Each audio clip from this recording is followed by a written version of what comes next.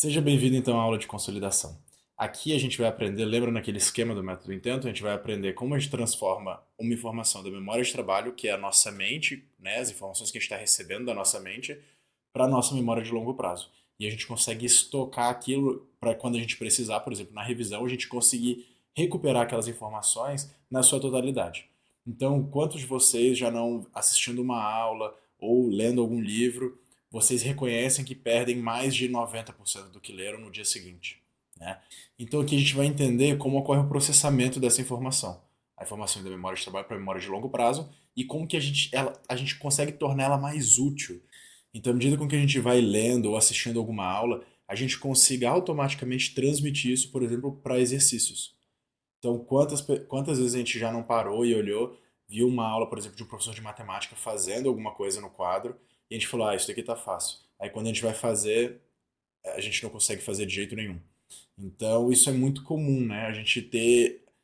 Esse é um dos grandes problemas que a gente tem. A gente tem a ilusão de que a gente sabe as coisas, né? Então, existe um efeito chamado Dunning-Kruger, que geralmente fala que a gente superestima o nosso conhecimento sobre determinado assunto.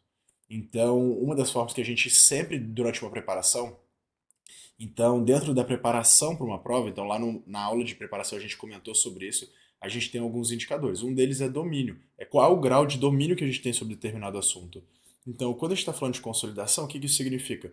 Quando a gente aprende um conteúdo, a gente vê uma aula, a gente assiste ou vê algum texto, alguma coisa do tipo, quantos exercícios a gente consegue acertar a partir disso? Ou seja, quanto que a gente reteve de informação daquilo que a gente estudou. Então a gente começa a entrar nos assuntos que a gente vai ver nessa aula aqui. Primeira coisa é por que eu esqueço rápido aquilo que eu estudo. Então a gente vai falar um pouco sobre esse processamento da informação e como é que a gente faz para ele ficar um pouco mais pegajoso na nossa mente.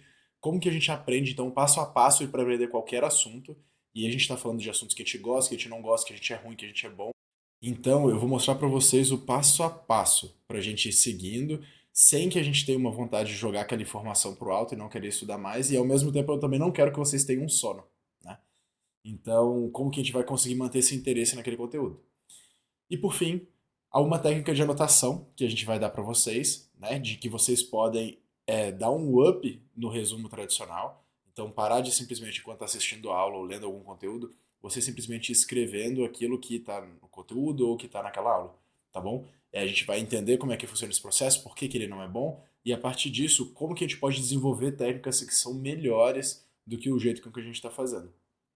Ou mesmo, para quem gosta muito de resumo, também tem uma forma de você continuar fazendo eles, só que eles se tornarem muito mais efetivos no teu cotidiano, tá bom?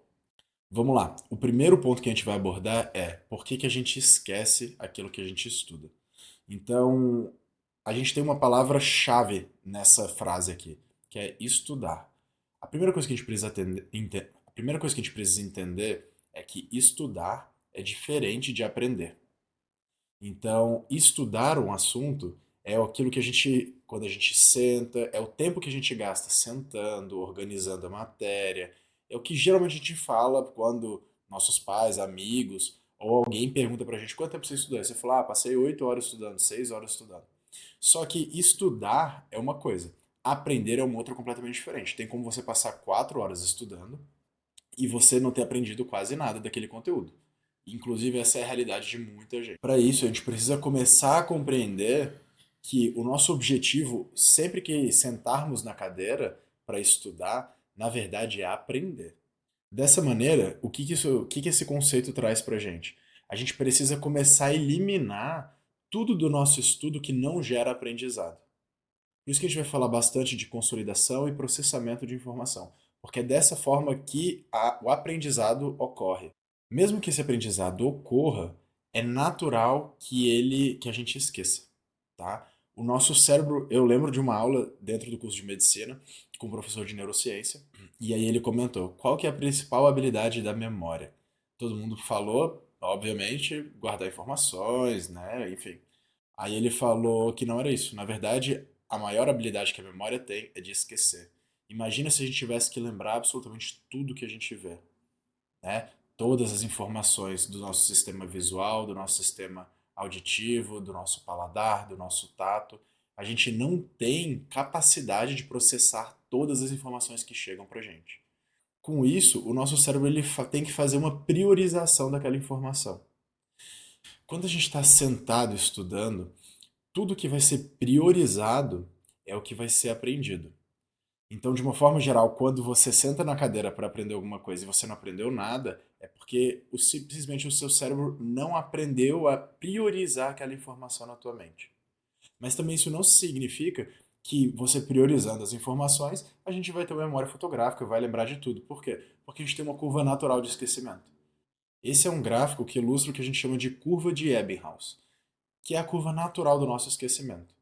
Ele tem algumas questões com essa curva, ela não é perfeita, ela foi feita há muitos anos, então a gente tem algumas informações científicas que surgiram depois disso, e a gente vai aprofundar um pouco mais isso na aula de revisão.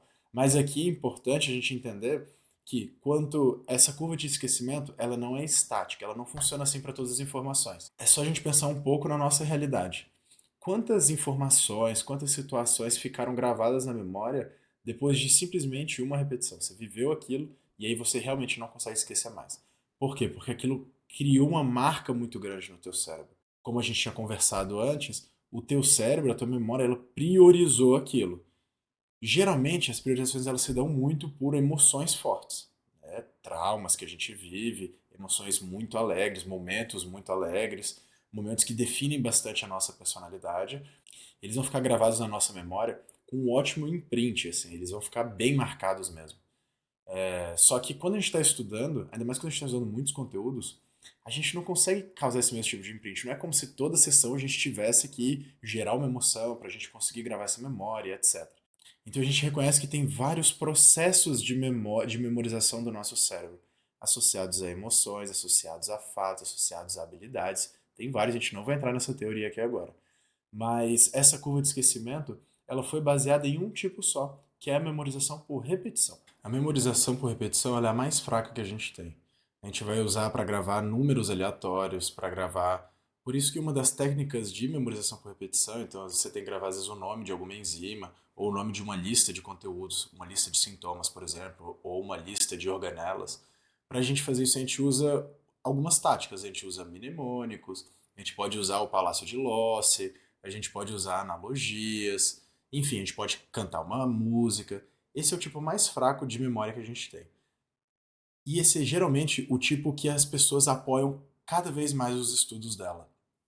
Agora, a gente tem um conhecimento que é muito mais efetivo, que ele gruda na nossa mente durante muito mais tempo e ele faz essa curva de esquecimento se tornar completamente diferente, que é o conhecimento relacional. Quando você consegue linkar um assunto no outro por meio de conhecimentos prévios que você tem sobre determinado assunto.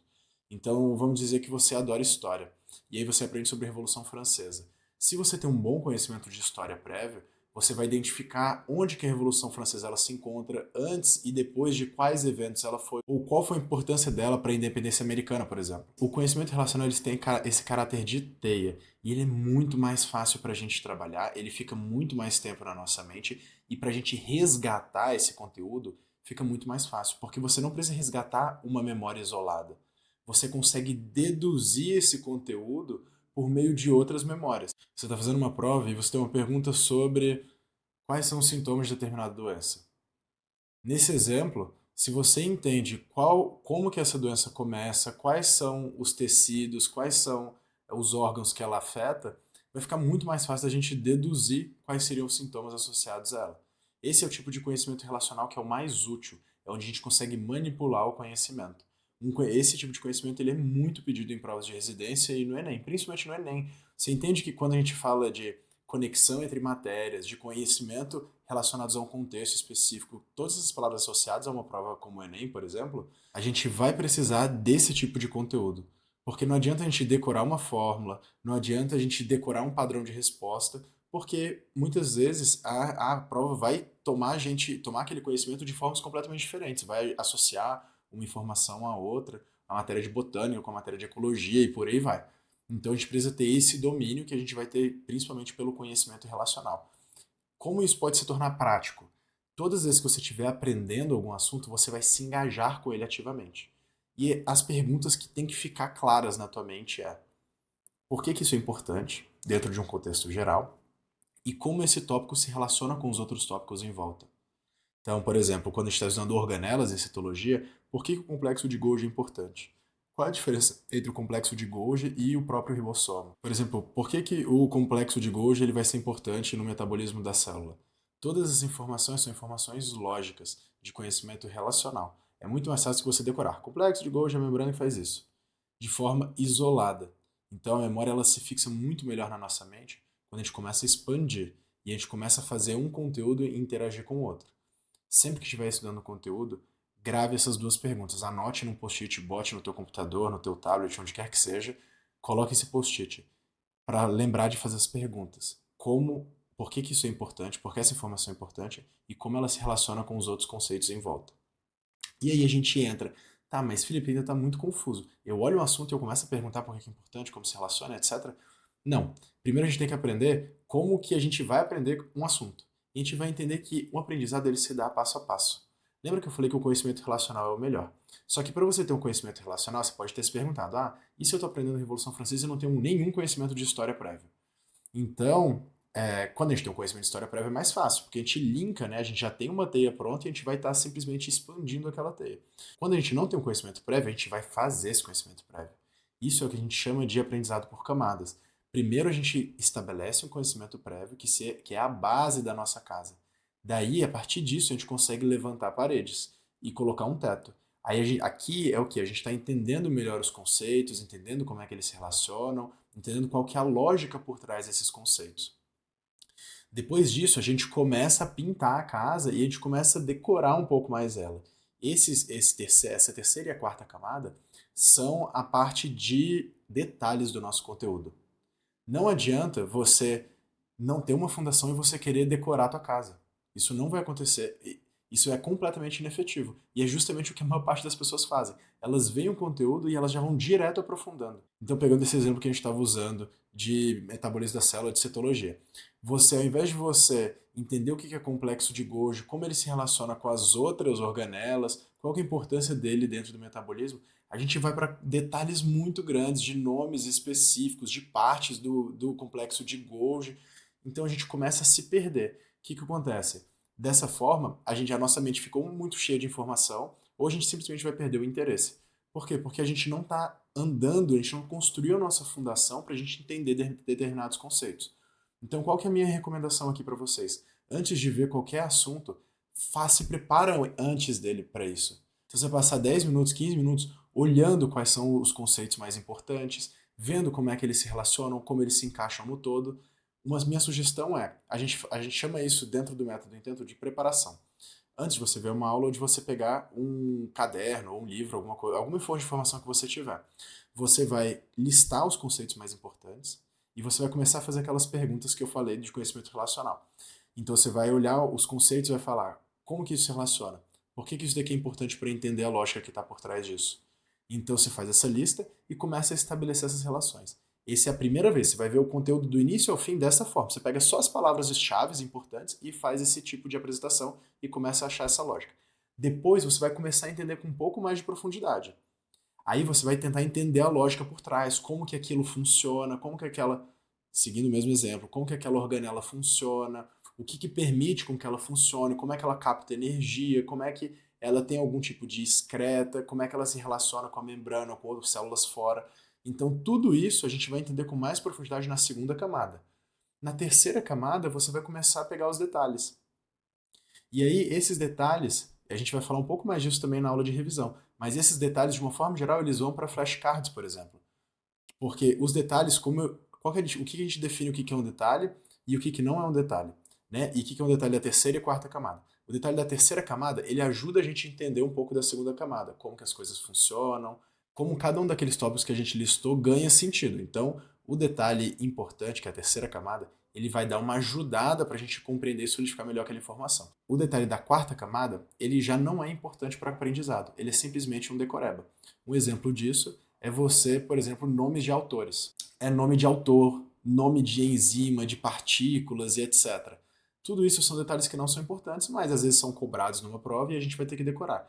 Então, dessa forma, para detalhes, a gente vai usar um outro método de estudo, que é flashcard, aquela memorização por repetição que a gente passou antes. A primeira e a segunda camadas, elas são só de conhecimento relacional. Você tem que criar essa camada de conhecimento. Você tem que criar essa rede de conhecimento que você consegue acessar ela por qualquer parte que seja, tá bem? E aí a gente começa a entrar, tudo bem. Eu já vi que fazer uma preparação é importante. Antes de eu aprender determinado assunto, porque eu preciso ter algum lugar onde esse assunto que eu estou aprendendo está relacionado. Como se eu estivesse arrumando a casa para aquele conhecimento chegar. Beleza? Isso é rápido, tá? Não perca muito tempo nisso. Aí você vai para a segunda camada, que é a parte onde você vai gastar mais ou menos de 60 a 70% do teu tempo. Ele vai ser bem gasto nessa parte aqui, que aí você vai entender o funcionamento. Também você vai fazer as mesmas perguntas, porque isso aqui é importante, como se relaciona, mas você vai começar a adicionar o que são esses conceitos, como é que isso daqui funciona de forma um pouco mais aprofundada. E você vai deixar 10, 20% do teu tempo só para detalhe. E aí você vai, de uma forma geral, você vai colocar esses detalhes no flashcard para você ir acompanhando e fazendo a revisão deles. Lembra que a revisão de memorização por repetição ela tem que ser mais frequente? Então, a gente vai usar os flashcards para isso. Para a revisão de conteúdos relacionais, a gente vai usar outras ferramentas que eu vou falar para vocês lá na aula de revisão, tá bom? Eu entendo o pace que eu vou ter que ir indo de determinados conteúdos. Eu vou ter que passar no mesmo conteúdo várias vezes. Eu não vou simplesmente ver como o livro coloca ou como a aula coloca, onde bota um tópico, aprofunda no tópico, bota outro tópico, aprofunda no tópico. A gente não vai fazer isso. A gente vai passar a matéria inteira rápido, começa a ter uma noção, depois a gente vai voltar em cada tópico desse aí, sim, depois a gente vai aprofundar. Sem se pegar muito a detalhe, finalizamos isso, depois a gente vai voltar uma terceira, uma quarta camada e pegar todos esses detalhes de novo. Tá bom? Mas agora como que a gente vai fazer isso? Se a gente está assistindo uma aula ou se a gente está lendo algum conteúdo. É muito importante a forma de anotação. Você pode anotar para coletar informações, que é o que geralmente as pessoas fazem com resumos, ou você pode anotar para você ajudar a processar essas informações. Lembra que a gente falou a diferença de estudar e aprender? O processamento ele gera aprendizado, a coleta de informações ela não gera. E atualmente a gente não precisa mais coletar informação. Tudo que a gente está vendo já foi dito por outros professores, pouquíssimos professores vão falar coisas novas, e às vezes a gente pode optar por coletar. O professor falou uma coisa muito importante que vai cair na prova. Tudo bem a gente coletar aquela informação também, tá? Mas não pode ser a nossa forma principal de fazer anotações. A gente tem que usar as anotações para a gente processar. Como é que a gente vai fazer isso? A gente começa a tirar esse estudo passivo que a gente tem e a gente começa a adicionar o estudo ativo.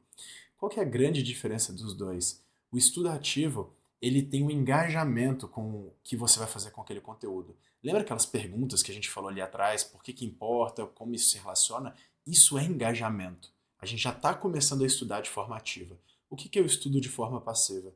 É simplesmente você escutar, assistir uma aula ou ler um texto e você sem ficar raciocinando, entender as relações daqueles conteúdos, como é que aquilo funciona, qual que é a lógica por trás daquilo, você simplesmente vai passando para o papel. E aí você vai gastar muito tempo estudando e pouco tempo aprendendo. Por quê? Porque não teve processamento.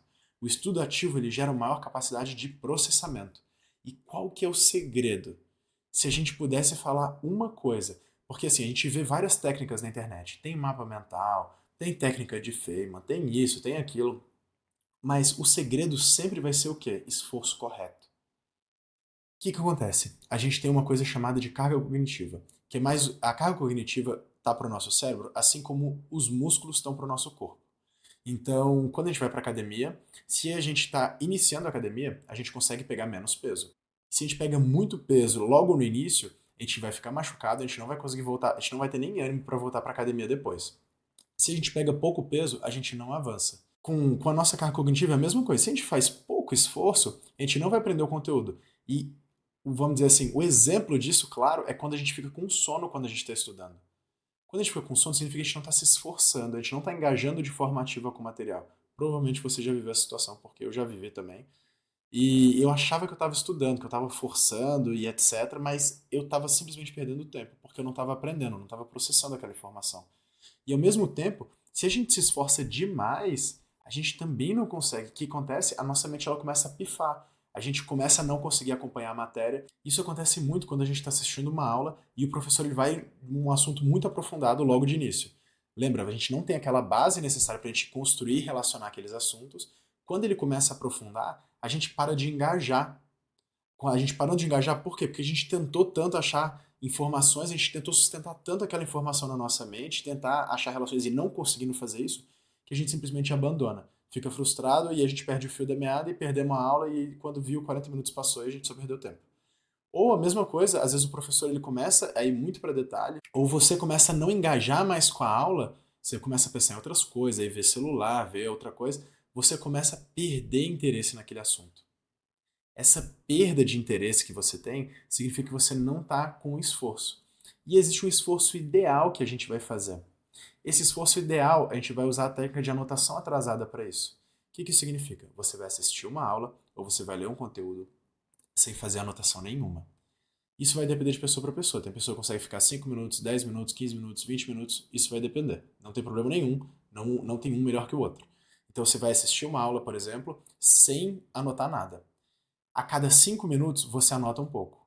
Esses 5 minutos, ele é muito relativo. Por quê?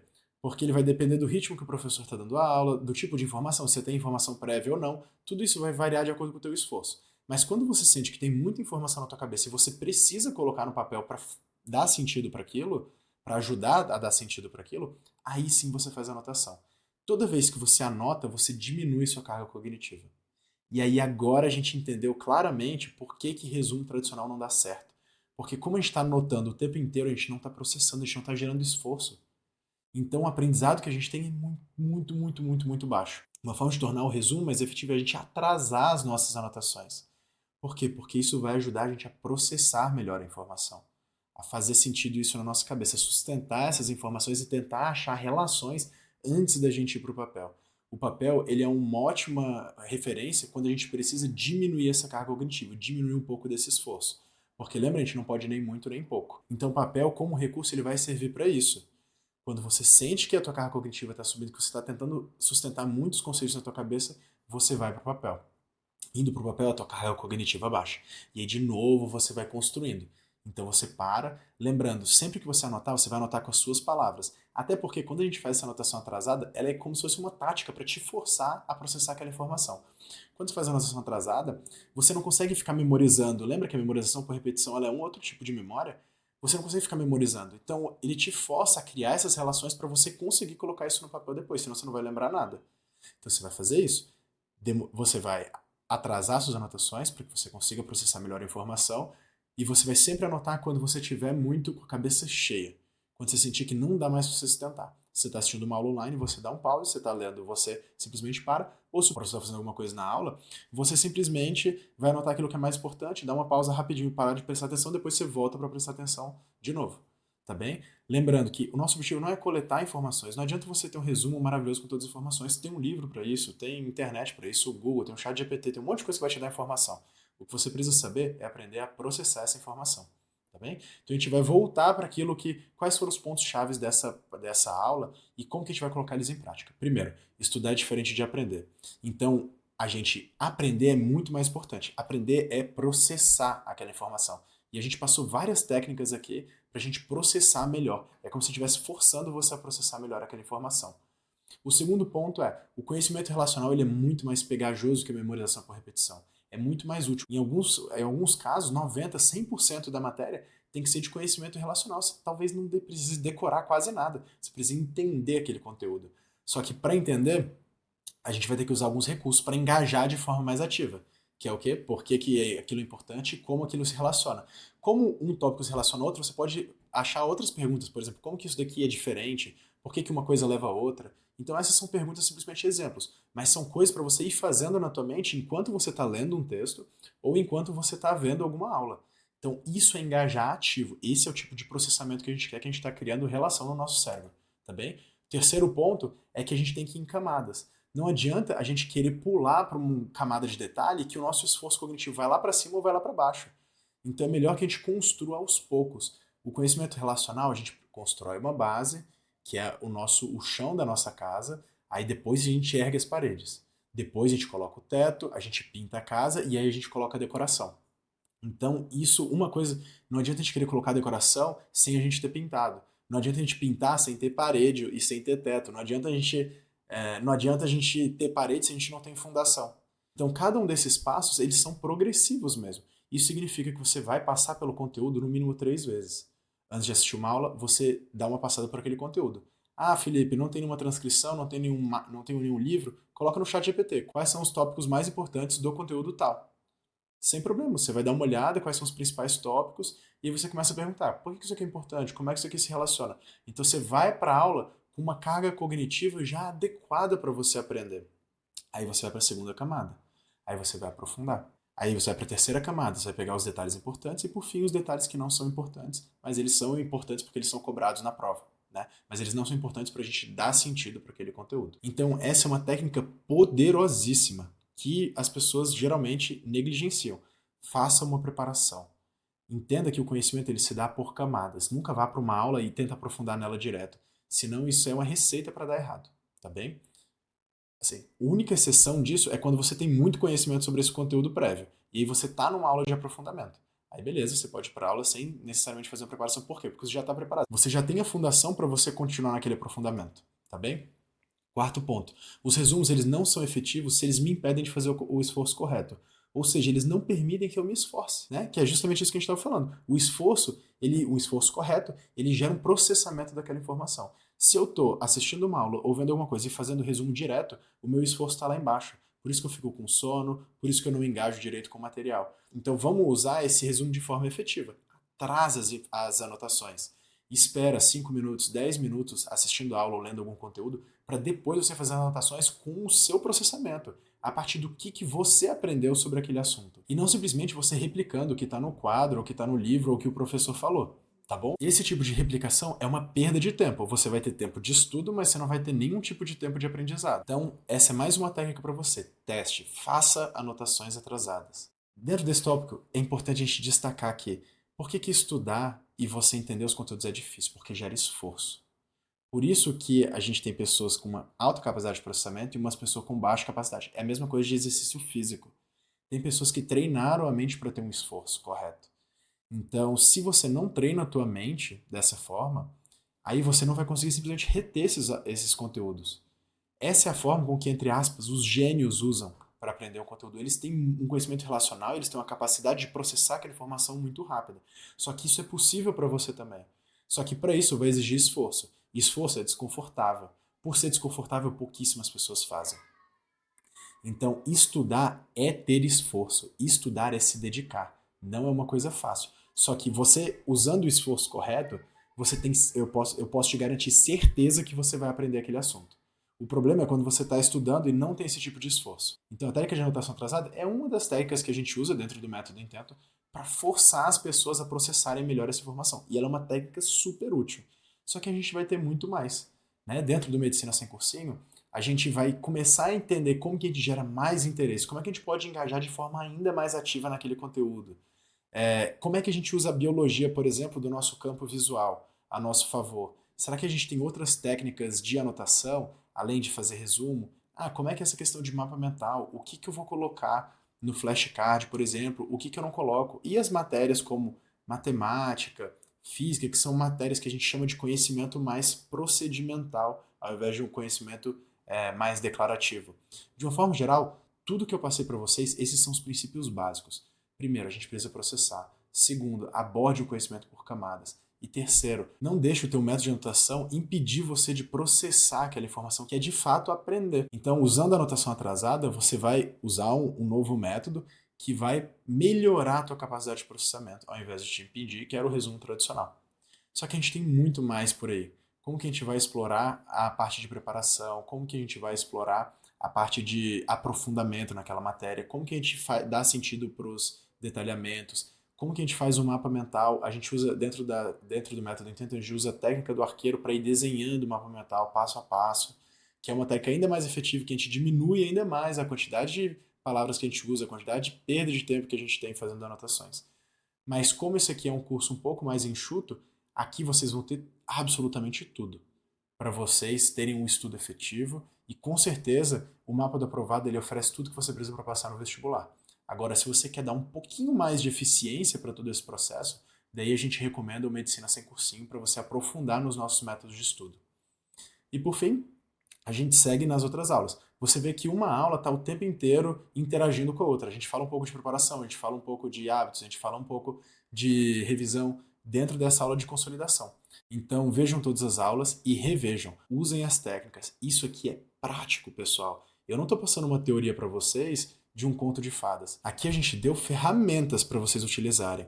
Quais são as perguntas que a gente deve fazer, as principais perguntas para a gente fazer para interagir com o material, como que a gente faz uma preparação, por que a gente tem que abordar o conhecimento em camadas e a anotação atrasada, que é uma forma de impulsionar a nossa capacidade de processamento. Portanto, aproveitem, vejam essas aulas quantas vezes vocês precisarem e lembrando que se tiver qualquer dúvida, vocês podem mandar para a gente aqui na plataforma, você pode mandar para a gente no Instagram, que a gente vai tentar responder tudo da melhor forma possível, tá bom? Então a gente se vê na próxima aula e bons estudos!